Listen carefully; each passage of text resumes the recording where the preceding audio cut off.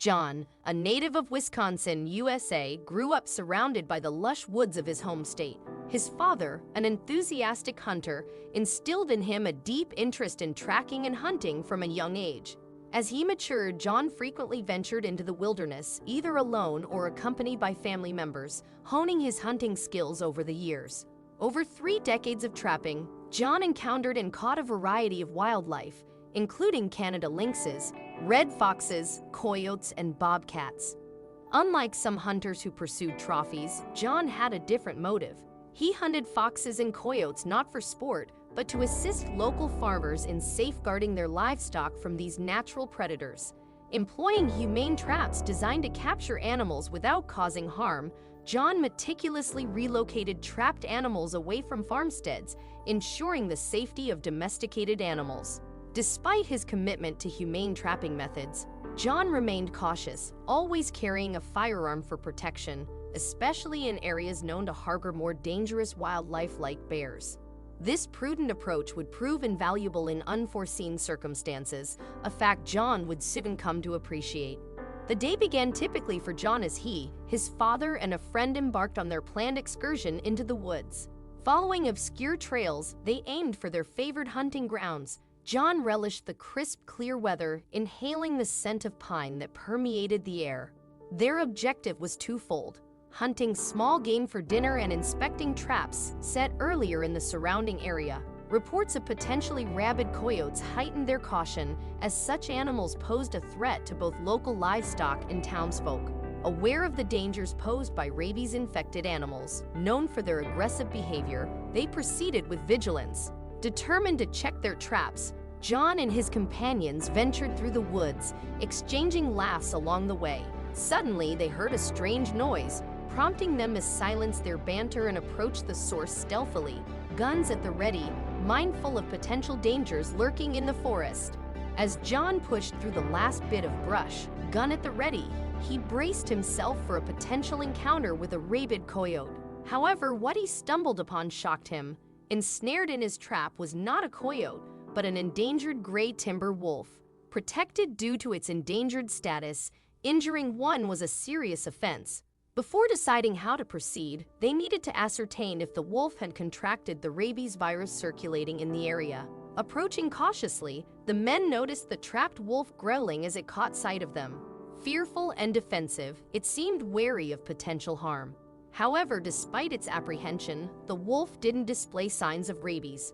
John halted, maintaining a safe distance from the wolf's sharp teeth and claws, yet close enough to observe its behavior. As they discussed their next steps, it became evident that they faced a significant dilemma. Leaving the wolf trapped wasn't an option. It could perish from thirst or exposure, or resort to self-mutilation to escape, risking further injury. Knowing that animal control wouldn't arrive in time, John realized he had to take matters into his own hands. He retrieved a large panel of plywood from the truck, prompting a puzzled look from his friend. "What's the board for?" he asked. John simply smiled and replied, "I need a shield." At that moment, John's father and friend grasped his plan. With the release latch located on the trap itself, John needed to approach the wolf to free it. This posed a significant risk, as it would place him directly in the animal's path. Steeling himself, John positioned the plywood as a barrier between him and the wolf. With a deep breath, he advanced cautiously, striving to appear non-threatening to the frightened animal. Step by careful step, John closed the distance to the trap, hoping to free the wolf without incident. With only a thin board of wood separating him from the massive timber wolf, John cautiously bent down to release the trap. He knew that the next few moments would determine whether the encounter ended in a thrilling tale to share or a dangerous confrontation. As he prepared to set the wolf free, John glanced at his father, who stood ready with his gun, and his friend, who nervously recorded the scene. Taking a deep breath, John counted to 3 and swiftly released the trap. There was a loud bang against the board, followed by an eerie silence. After a tense moment, John cautiously lifted his head above the makeshift shield. Instead of facing a snarling wolf, he and his companions watched as the animal darted into the forest in a blur of brown and gray. Relieved, the hunters began to relax, but their relief was short-lived. Just before disappearing into the woods, the wolf turned back and fixed them with a chilling stare, sending a shiver down their spines. Emerging from the surrounding trees like silent shadows, the rest of the timber wolf's pack ran up to their freed pack member, joyously welcoming him back. John, his father, and his friends stood still as statues, their faces drained of color. Unbeknownst to them, they had been surrounded by a number of wolves, but instead of attacking, the other canines had observed silently as the trapped wolf was set free. Despite the initial shock, John couldn't help but smile at the heartwarming reunion unfolding before them.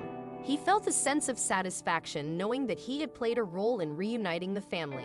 As the pack began to move off, the hunters stood in silence, watching them disappear into the woods. Before vanishing completely, the wolf that John had saved turned back one last time, locking eyes with him. In that moment, it seemed as if the wolf was expressing gratitude to the man who had set him free. With a mix of disbelief and awe, John watched as the wolf turned and disappeared into the woods. The surreal experience would stay etched in his memory forever, a tale too extraordinary to easily share, but one that would linger in his thoughts. After a moment of reflection, the three men made their way back to their truck, their hearts filled with a quiet contentment. As they drove home, smiles adorned their faces, knowing that they had made a difference in the life of a remarkable creature.